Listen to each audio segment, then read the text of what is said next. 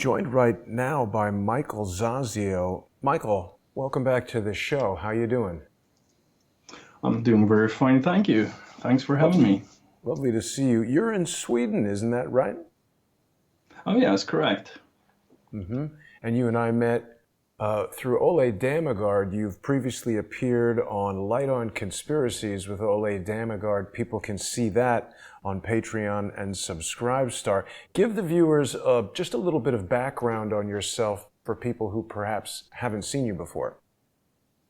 Well, I'm a registered nurse. I'm a private clinician and a researcher in audiology and equilibriometric, which is balance disorders. And I also do some research in infectious medicine. Right. You've helped a lot of people with hearing issues, and you spoke with us about some of the great success you've had and some of the unconventional treatment for cochlea and things like that within the ear. Isn't that right? Yes, that's correct. Great. And I do treat mainly tinnitus problems, tinnitus problems, and hyperacusis problems, disorders, but also some age-related hearing damage and hearing loss and sudden deafness and the Meniere disease. Right. Plus some. Yeah, very interesting. Sorry about that. Didn't mean to cut you off there, but this is hearing issues that affect a lot of people. You're going to be speaking with us today, of course, about something that a lot of people are very concerned about. It's been all over the mainstream news. I'm talking about this coronavirus we've been hearing so much about. What is it that you feel we haven't been told about the coronavirus? Well, the media. First, maybe I should tell the listeners about my organizational efforts. I am a member of the Swedish National Health Federation organization, which is tied to the American one. I think you got a link to the American homepage. The thing is that I've been working in infectious medicine, and I have also been studying for many, many years, more than a decade, the New World Order and the organizations that are trying to run the world and create a one world government. But I'm also very interested in and digging deep into climate change problems. I've been studying astronomy and geology as well as medicine. And I have also been digging deep into the financial point of view regarding those things, and of course the medical way to try to govern people, nations, areas, and the whole globe. Right.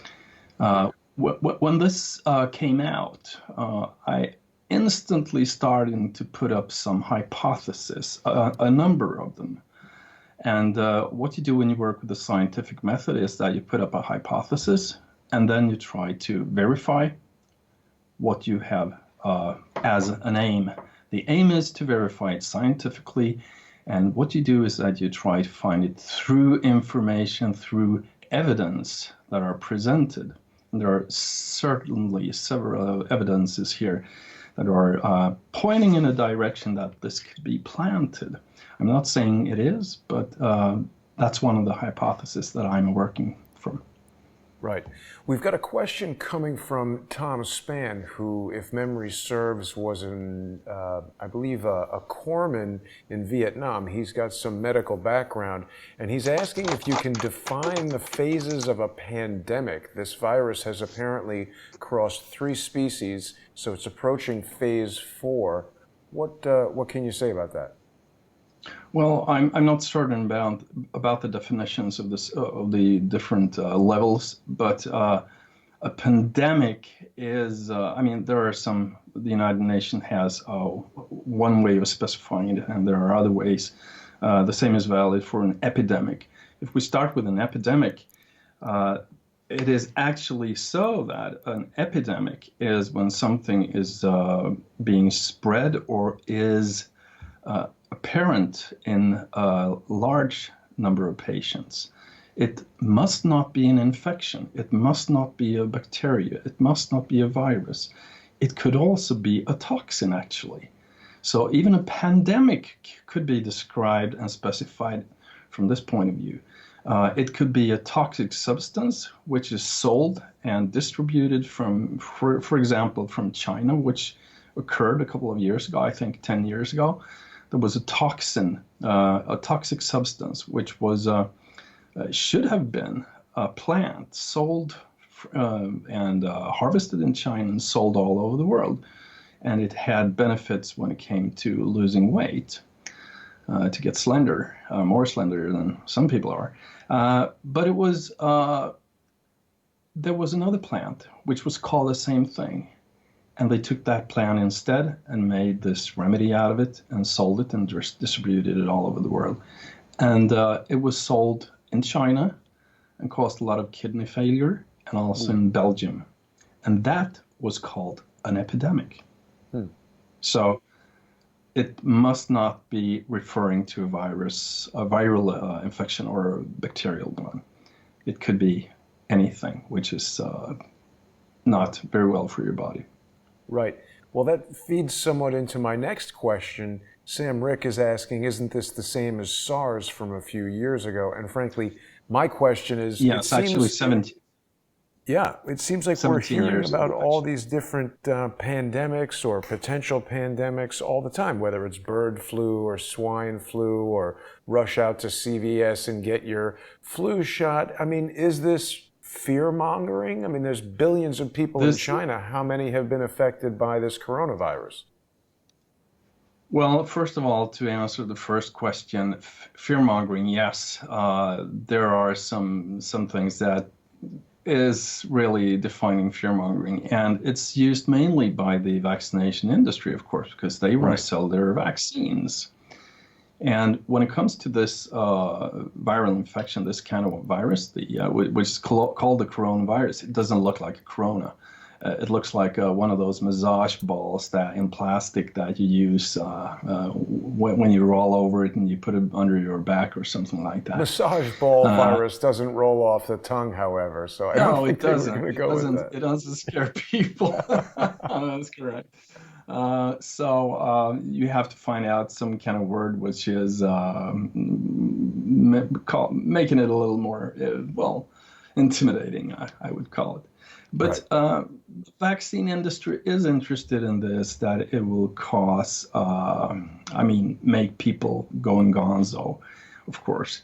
The interesting thing here is that 2 months ago, approximately, there was actually the FDA in the United States of America had an application about this vaccine against coronavirus. And it has been confirmed that it could be used, and it's part of the medical system now. So there is a vaccine, and very well, this is very well timed. The virus infection is spreading in China. And I don't know if this is planted or not, but there are some things which is pointing out that it could very well be. Right. We've heard a lot of... Yeah, we will, of course. We've heard a lot of information about bioweapons labs. There was some story about a Canadian lab that was developing this that expelled some Chinese scientists who went to Wuhan, the first city where this broke out, and where, the first story that I saw said that 33 million people were under quarantine. And, right away, when I see that in the mainstream news, I don't think that that is numerology. I think that the number 33 is used as a steganographic messaging marker to send out a message to people who are in the know that this is a fake story, potentially. So what can we say about the planting of this, or what's the real danger for our viewers who are in Scandinavia or Europe or North America? Well, in Scandinavia, we have one case in Finland. It was a Chinese tourist coming to the northern parts of Finland, and she is treated in a hospital, in an infectious clinic and in a sealed clinic.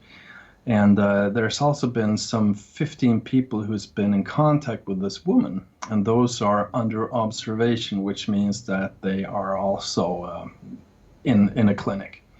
And they are also isolated in maybe not the strongest level of isolation, but isolated in a way. In America, there are some cases, I don't remember if it was 5 or so, and well, it's not scary, this. I mean, if you have the regular flus that are annually sweeping around the world, those really kill a lot of people. This could kill a lot of people if it's getting spread. And what is interesting here is that it has been spread. There's about 105 or so cases all over the world, apart from China. And those 105 cases includes Hong Kong. But if you watch China, it's being told that we have at least 7,600 people infected in the mostly in the Hubei area, which is in the center of the eastern part of China. But it's been spread all over all regions in China. There's no unaffected region. And the authorities have sealed off some 55 million people in the Wuhan and the neighboring town areas. So it's really affecting China. This could affect it in many ways. Other parts has not been sealed off. And the thing is that they have more than 10 cases in Beijing, which is interesting. And do we have any statistics? Sorry, Michael. Any statistics on how many people die of other sicknesses in China per day? I mean, it seems like a small number, even if we're talking about 1,000 people.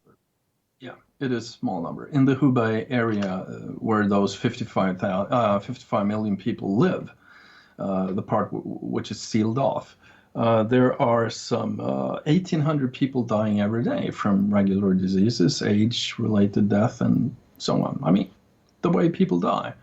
So those cases, a little more than now, I think 100 people who have died, is nothing compared to that. Right. But there is a potential risk. And we'll get into that later on. Sure. Yeah, I mean, what I'm most interested in is the mainstream news reaction. I mean, we've heard that Apple is closing its stores because of coronavirus worries. And this starts to play into what some people have suspected is that there's a real economic aspect to this. And is there any involvement by perhaps organizations that may have an interest in putting pressure on China's economy? Donald Trump, of course, has recently signed a trade deal with China. And there's a lot of pressure on Apple. We've even heard William Barr in a press conference just a couple of weeks ago about this Saudi Arabian airman who shot up the U.S. Naval Air Base in Pensacola, Florida. William Barr gave a press conference where he seemed much more focused on putting pressure on Apple to eliminate encryption from the iPhone so the FBI could more easily penetrate and gain information about U.S. citizens and people around the world, seemed less concerned about prosecuting the Saudi Arabians. So Donald Trump, in response to that, said that the United States has made a lot of concessions for Apple with regard to trade. Here we see Apple stores in China closing. To what extent is this a deep state operation, Michael? That's exactly one of my hypotheses. If it is a deep state, organized, undercover work, if so, they are actually succeeding. And that could explain a lot which is going on now.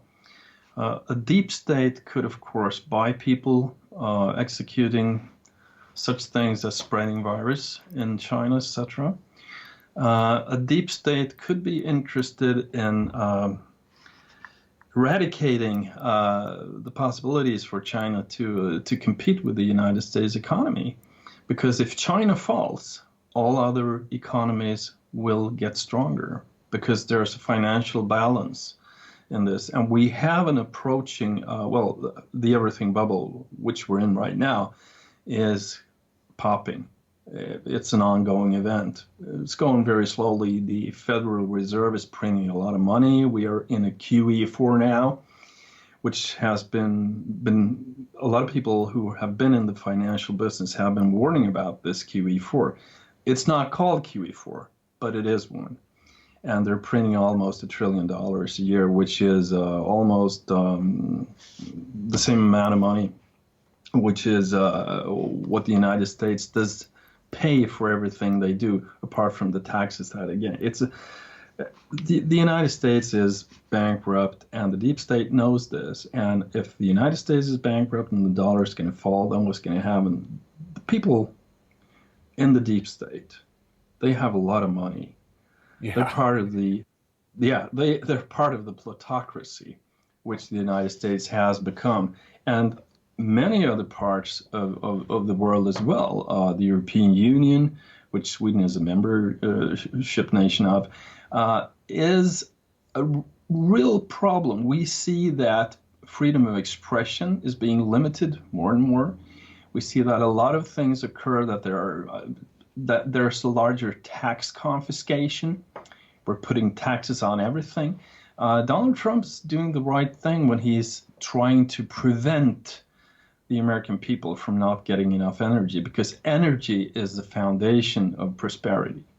Mm-hmm. And a country such as Sweden is now raising taxes on petrol, is going to raise taxes on things that are connected to oil production, etc. And this is not very well. This is not beneficial for the prosperity of a country. Mm-hmm. I just returned from Norway. State, yeah.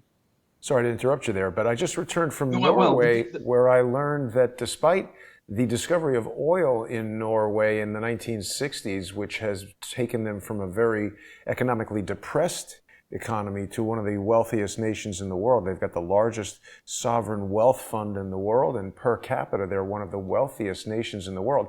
Despite that fact, the popular opinion about the environment and climate change is creating a debate in Norway where they actually may move away from the oil and gas industry and totally remove themselves from that.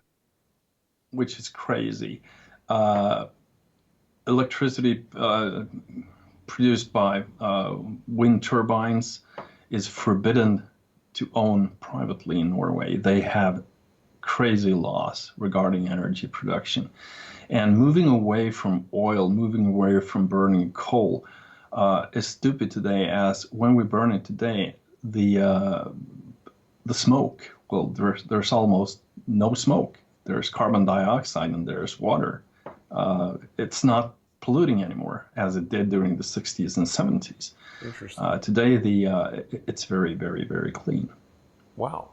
You know, you're talking about the economic effects of the coronavirus. I don't know if people are familiar with Patrick Bet-David. He's got a great YouTube channel called Valuetainment, and he's just published today an interview with Rich Dad, Poor Dad author Robert Kiyosaki, who's predicting a global depression. Do you think this coronavirus outbreak plays any role in that, and what are the implications? Well, it's not only Robert, it's also Peter Schiff, Mike Maloney, and several other people who are very deep into the financial problems of the global problems, and also the problems of the United States of America regarding the financial situation. I agree with those people. We're not only heading for a recession, we're heading for a depression, and it's going to be even worse than the 1929 depression. There was another recession before that in 1921, which was almost as difficult as the Great Depression. And there was another one a little later. Those were severe. I think that what is coming now is going to be even worse. And the deep state knows about this. The deep state individuals, those who are part of this organization, they are part of the plutocracy. They have a lot of money. They don't want to lose everything they own just because the dollar is going to go down, and the euro, and the Japanese yen, and the British pound. This is severe, and they are doing what they can. So if they make 1 or 2 or 3 large countries in the world fall, they will gain on it. So it seems like we're seeing a lot of different examples, Michael, around the world, whereas, perhaps in the 1960s, if the United States wanted to exert influence over Vietnam, there was a straight bombing war over there. We would just kill them. Now we've got all these other theaters, basically. We've got psychological warfare being waged against civilian populations around the world. Ole has done numerous shows on Light on Conspiracies where he's spoken about the psychological warfare against the people of Sweden. He's really spoken about Sweden as a crucible for a lot of this. And we've spoken to Biljana Martinovsky and you and to others who have told us about the extreme censorship that's going on in social media. Biljana's been detained by the police. They've forcibly taken DNA samples from her. We've spoken to other people about psychological warfare being waged through social media. I think a lot of people are aware that there's been an effort afoot to deplatform Crowdsource the Truth, and I hope that people will join us on Subscribestar and Patreon to help counteract that effort. But to what extent is this, I know you're speculating, but this is yet another theater of warfare, isn't it? If there can be biological warfare coupled with psychological warfare, maybe this is something that came out of a laboratory and people get sick. There was a video going around social media yesterday of a guy on a subway train throwing up blood. People were speculating this was visual effects. What can you say about any of these things? Well, it's possible because this virus affects the lungs primarily. And if you get an infection in the lungs and it's a severe virus, when you get a virus, some of those viruses that you get, we would get one every week during our whole lifetime. We're constantly infected by viruses. Some bring along symptoms, some don't. But those are that's about how regular it is, once a week, approximately. So you're never healthy. Right. We can tolerate those. But your immune system is fighting these viruses, right? Of course. But, when your nose is getting a little rinsing and all that, then you're probably affected by a virus. Bacteria, they do not cause that kind of symptoms. They cause other symptoms. But now, what was your question again? Well, I'm just curious. I slipped away there. Yeah, I think people want to know if this is a planned outbreak that perhaps is, it just feels like we're being bombarded with information about this that's intended to make people scared. And then when I hear 3 days into it that they've got a vaccine and there's patents for coronavirus and there's a lab in Canada that Chinese scientists were, it just all seems too coincidental. Well, it could be a coincidence, but the chances, what are the chances of that? I hardly think so. But I have to correct you. I do not speculate. I have hypotheses, and then I try to verify those hypotheses, whether they are true or not. If they're falsifying, the hypothesis is incorrect. This is the scientific method. It should be used everywhere. When it comes to Sweden, because you spoke about it, and when it comes to Sweden, Sweden has, in many ways, throughout history during the past decades, it's been a test country. You test things in Sweden. If it works there, you go on testing it in another country, and you test it on people that do not oppose to what is tested. Mm-hmm. You test it on people who are timid to begin with, then you test it on other populations, and finally you test it on laughing people. Because laughing people, they will riot if they're not getting along with what's going on. You can see that because in France it's going on for the 64th week now, the demonstrations, the rallies in the streets. Yellow vests. And yes. And to be clear, you're not... there is... Sorry, Michael, to be clear, you're not making some sort of racist, prejudice type of statement. You're referring to perhaps psychological surveys that have determined if you were to do something to the population in Chile or Brazil, there is generally a different reaction than what's happening in Sweden. culturally speaking. Yeah, you can see the rallies in Chile, which is actually towards the is a reaction towards the government and the president. Things like that does not occur in Sweden. Mm-hmm. That's the reason why things are tested here. Right. It's a 10 million population. Right, we've heard this. It's a 10 million people population, and it's easier to test it on a larger population than on, for instance, a country such as Liechtenstein, or it's a little too small for that. It has to be a certain amount of people. Yeah. So it causes me to wonder to what extent, large-scale psychological studies perhaps have been done to determine which countries they should do these types of things in.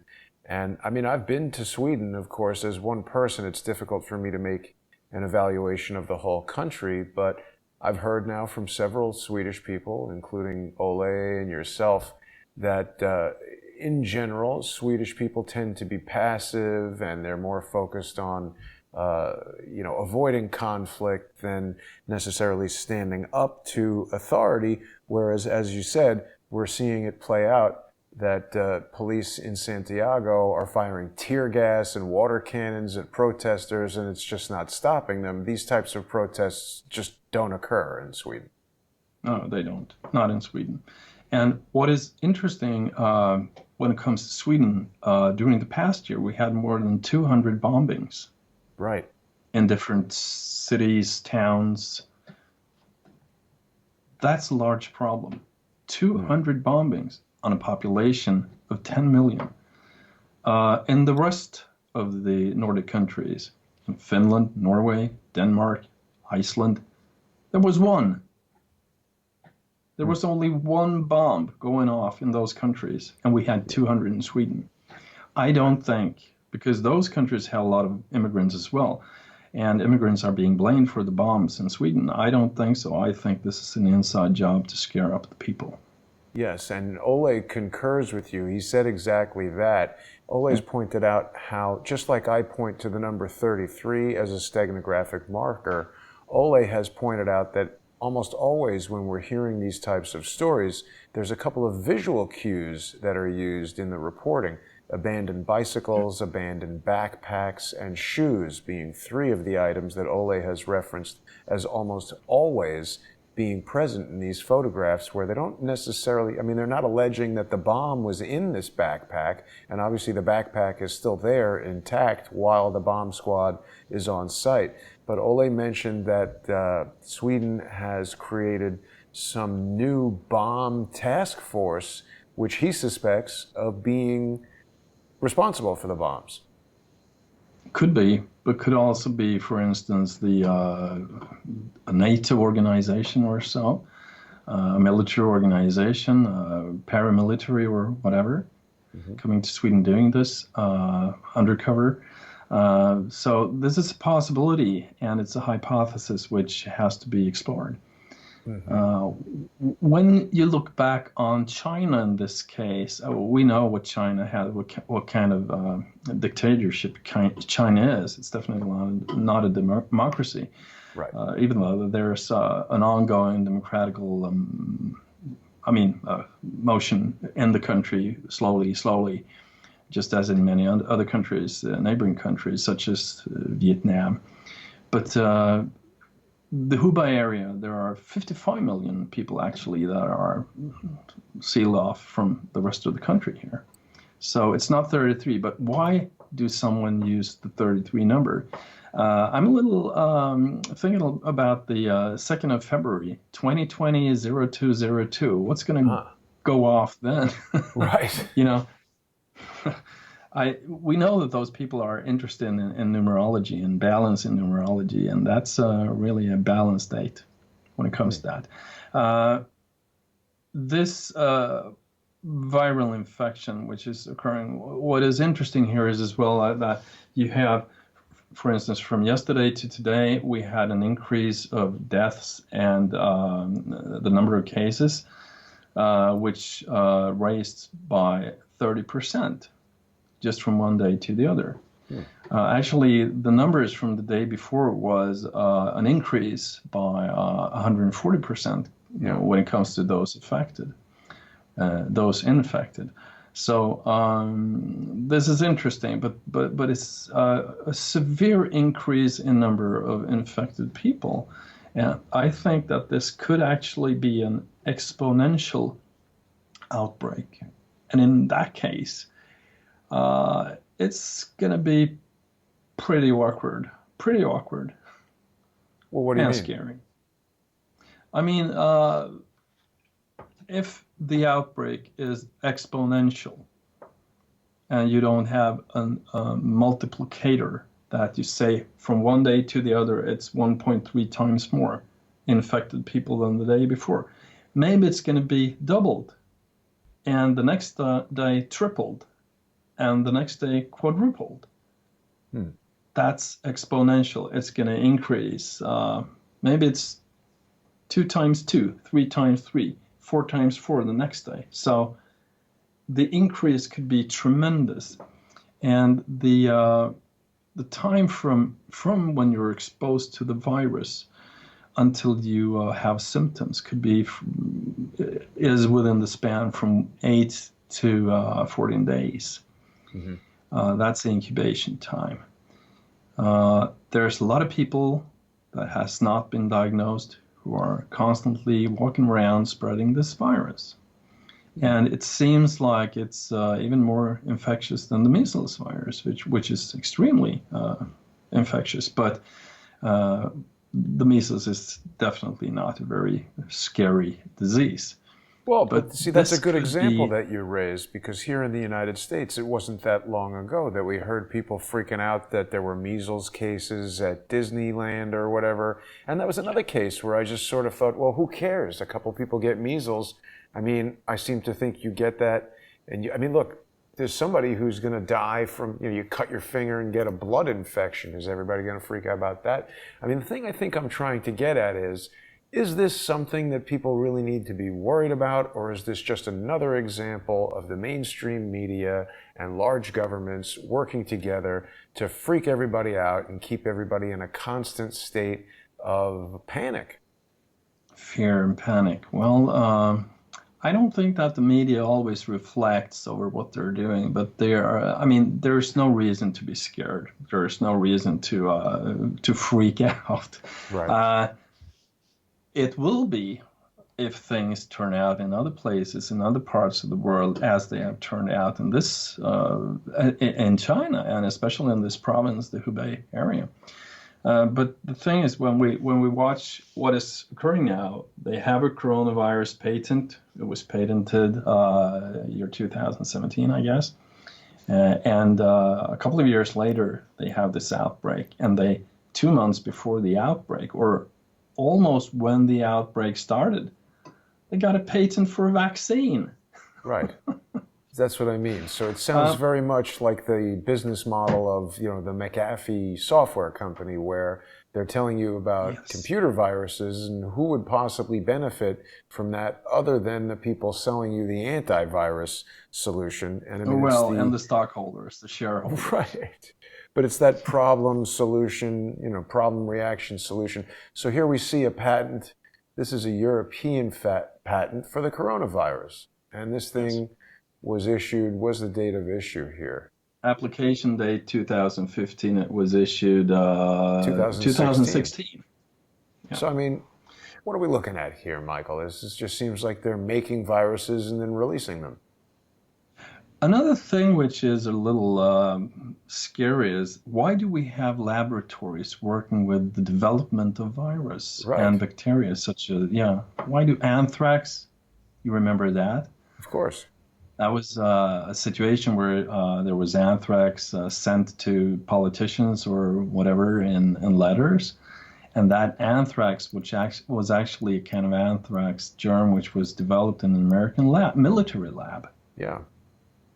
Yeah. Well, we've heard a lot about that from David Hawkins on his Discovery CSI program on Fridays on Patreon and Subscribestar, where he says that it was an aerosolized version of anthrax, inhalation anthrax, that was very, carefully manufactured through a high-tech process that allowed the anthrax virus to become airborne and become an inhalation form of anthrax. So, I mean, again, this just seems like biological warfare being waged against people. And when we see, I mean, look, the United States is such a influential country, and obviously what's going on here with the ongoing impeachment trial against President Donald Trump, in my view, is a deep state attempt to remove the rightfully elected president who perhaps is fighting against some of the agenda that these evil, entrenched bureaucrats want to execute.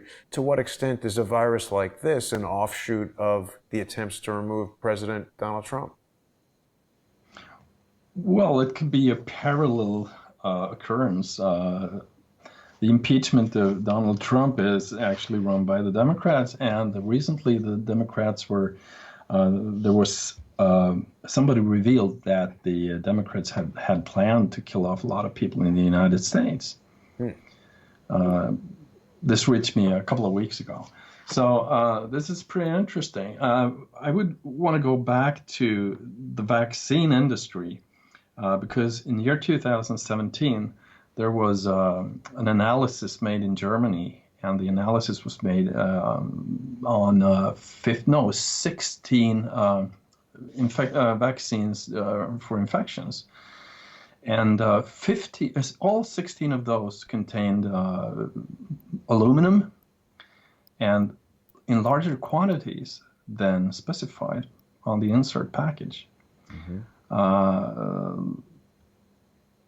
That's what the vaccine industry does. But not only that, they also tried it for uranium and found 15 vaccines out of the 16 contained uranium.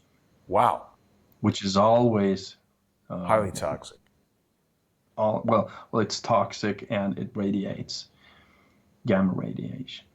Wow. So see, this is interesting because, I just want to say, you've just said something that the skeptical among our viewers might be shocked by, which is a plan that Democrats would kill large numbers of Americans. Now, I mean, on its face, this sounds quite maybe hard for people to... Yeah, those 16 vaccines also contain too much mercury, right? Which is also toxic. Both mercury and aluminum in the blood system or in the biological system is hardly wanted. Right. But that statement about Democrats wanting to kill people, it may be shocking for some people to hear, but I want to take people back to the Weather Underground, another topic that David Hawkins speaks about all the time. And we've got Bernadine Dorn and Bill Ayers pictured here. They openly said, before it was called the Weather Underground, their organization was called Students for a Democratic Society. So this was a socialist organization, and we hear nothing but talk of socialism among American Democrats right now. When I visited Sweden in 2018 with Ole Damegard, many Swedes told me that democratic socialism had destroyed the country of Sweden. And socialism, communism, a lot of people are saying that some of these societies are placated by socialism. Here we see the Democrats in the United States trying to suppress capitalism in the United States, wanting to open the borders, wanting to basically,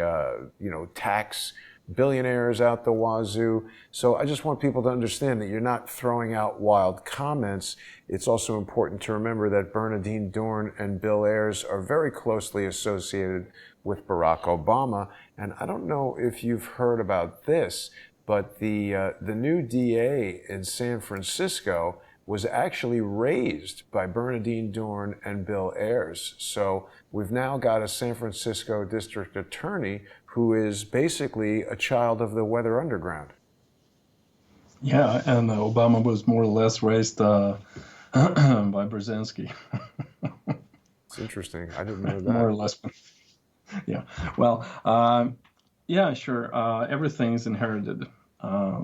Most things are, and in a plutocracy, the rich guys make their children go into politics, make their children go into the companies, make the children decide what they would decide if they would continue to live forever. but they don't. So they have to apply this on their children, and the children brings it on. It always works like that, more or less. Right. I don't want to get into politics, but if you compare fascism, Nazism, and communism, it's the same. There's no difference. I mean, communism is not based upon the company is ruling a country in the way as fascism does, but it works the same way.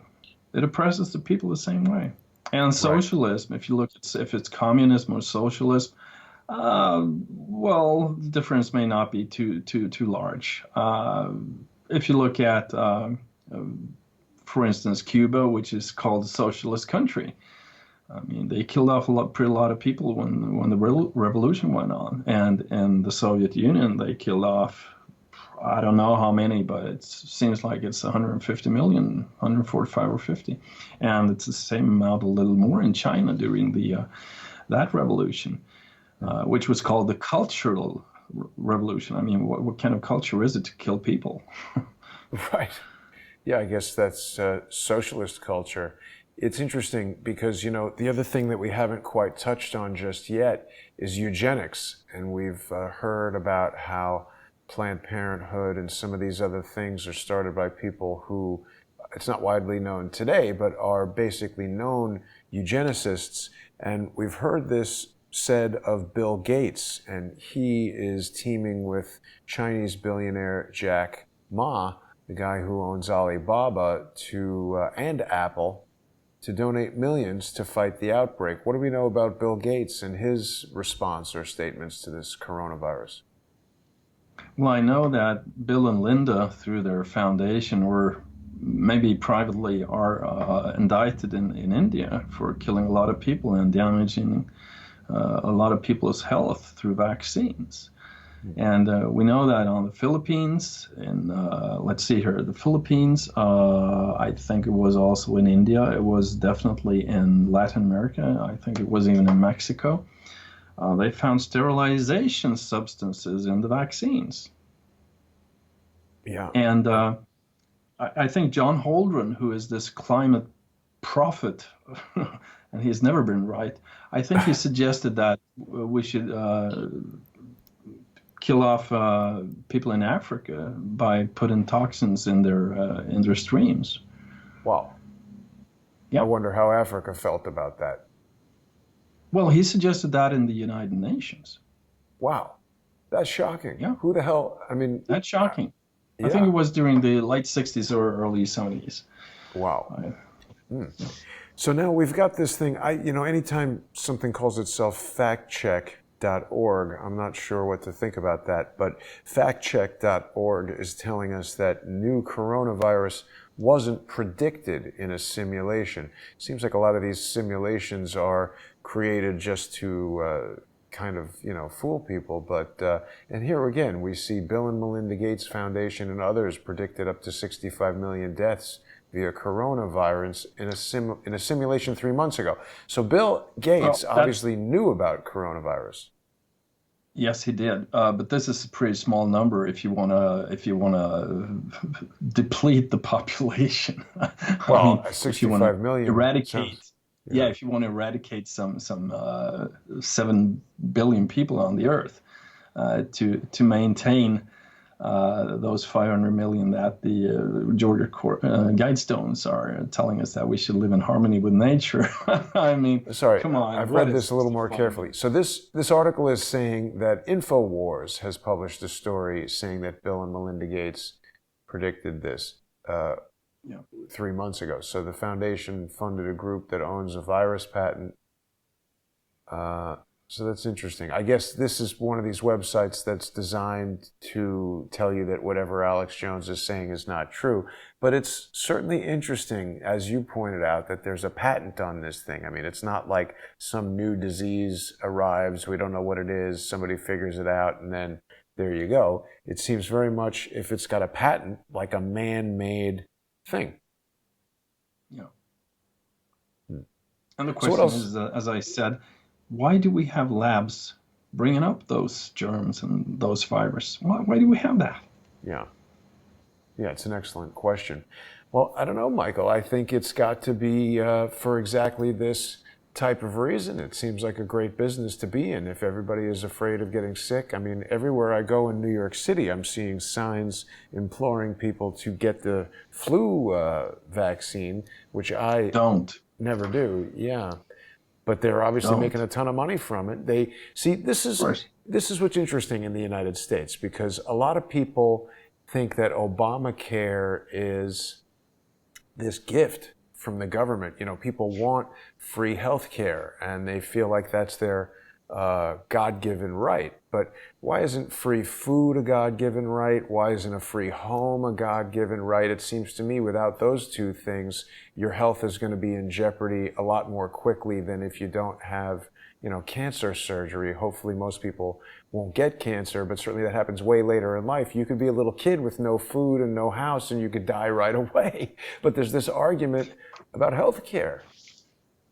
In a country, I mean, I'm also an editor of actually two magazines, and I have met so many children and parents of those children who died from vaccination, who got severe injuries, who developed autism, HDAD, etc.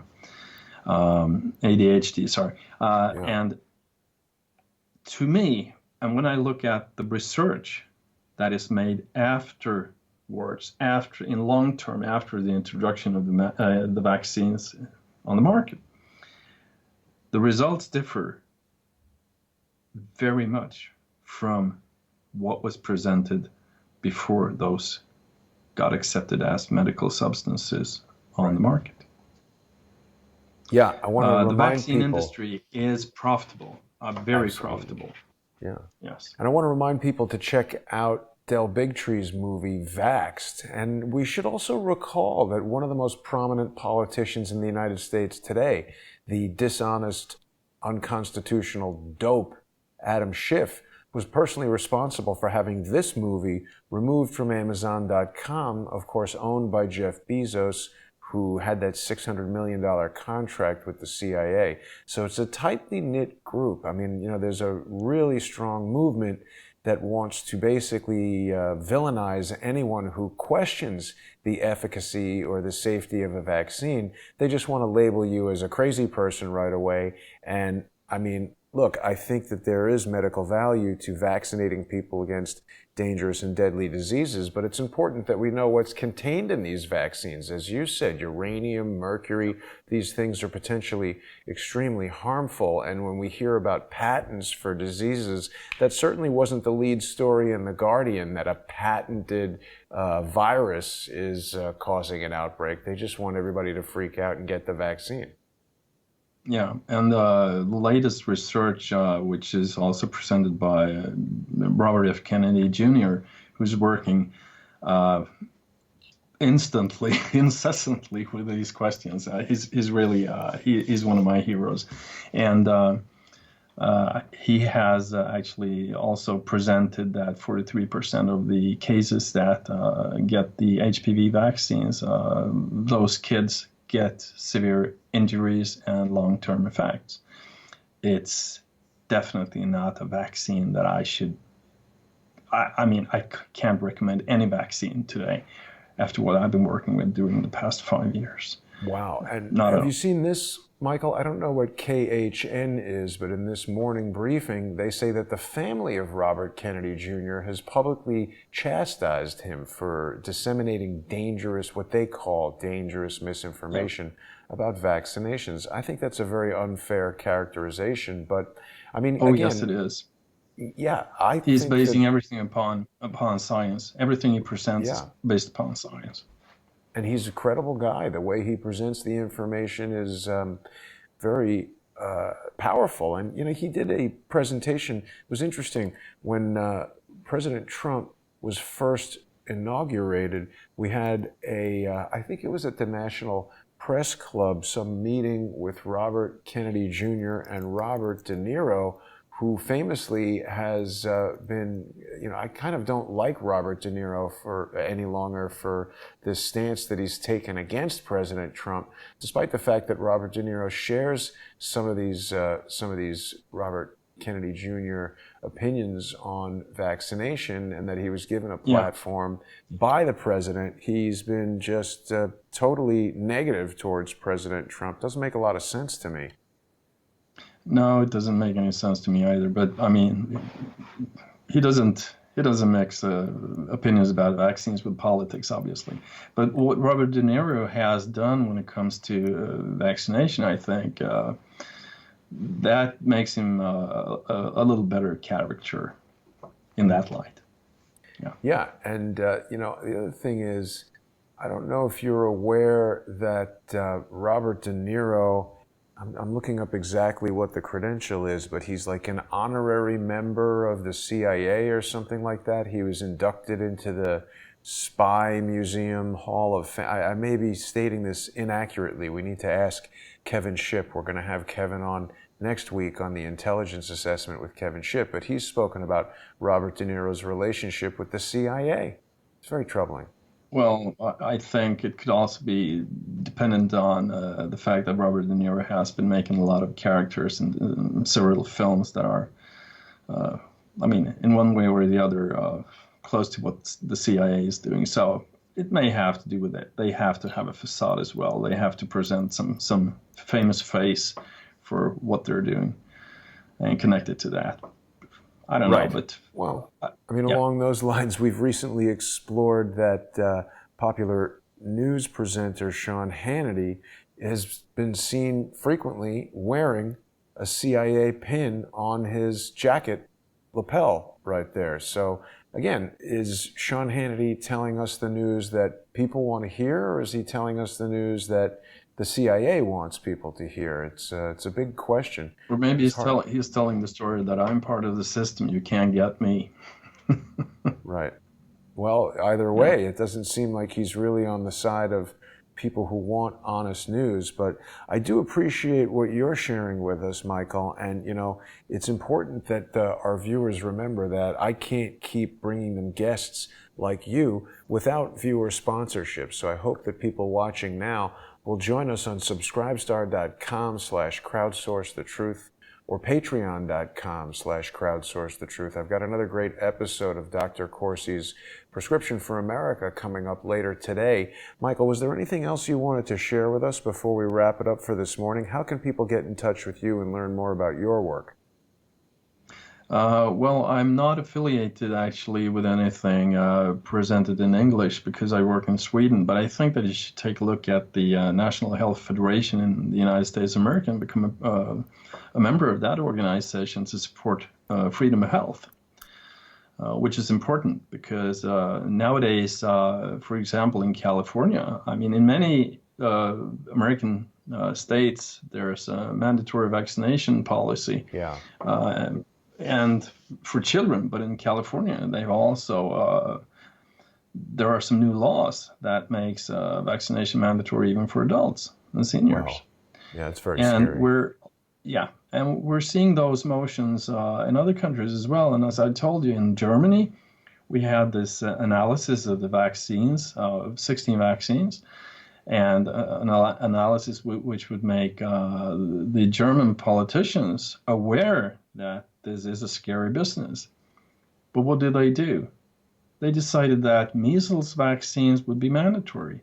And measles vaccines have been verified in an analysis to contain 560 cancer genes recently in Italy in a certified lab. And this is scary. And even in Italy, they have decided that there's mandatory vaccination for children. And if you don't do it, you'll pay a fine, and that fine is definitely large. In Germany, it's about, I think it was around $7,000 or so. In Italy, it's a little lower, but I mean, if you're a worker, if you're not earning too much and you live from paycheck to paycheck, as most people do or a lot of people do in America right now, in the United States, and as most Chinese families do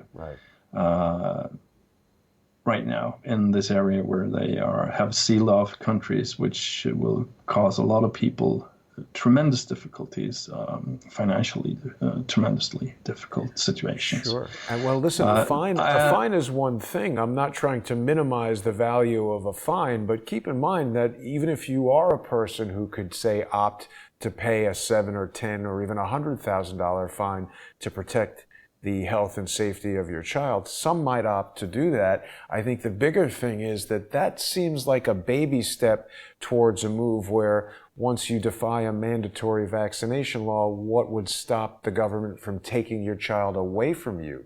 And, then no amount of money can stop that. We've learned from what Dr. Corsi experienced, and last night Mike Moore interviewed Joe Naccio, the former CEO of Quest, who was a billionaire when the deep state came after him, and all of his money didn't protect him from being thrown in prison and falsely accused. So this is a really troubling development in the United States, these mandatory vaccinations, because if you defy that and they send child protective services or whatever to separate you from your child, that becomes a very scary prospect.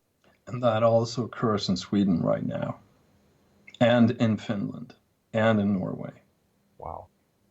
Very scary. It's not mandatory, but if you don't vaccinate, they will take your children away from you. That sounds mandatory to me. Michael, it's been a great That's conversation. Fascism. It's fascism. It's crazy is what it is. Yep. I really appreciate you joining us. Oh, sorry. The government is supporting the vaccination industry Right. financially by doing this. Well, and in the United States, what we learned from the Vaxxed movie, from Del Bigtree's fantastic film, is that even if the government's not directly supporting it, you get people who are working at, in the United States example, the Center for Disease Control, who know that as soon as they leave that position, there's a multi-million-dollar job waiting for them in the pharmaceutical industry. So corruption can affect all of this in terms of the legislation and the approvals of biologicals or pharmaceuticals or whatever the case may be. So it's a troubling situation. We're going to stay in touch, Michael, and as more information develops, we'd love to have you back on the show. I know people love hearing from you, and I really appreciate you taking the time today.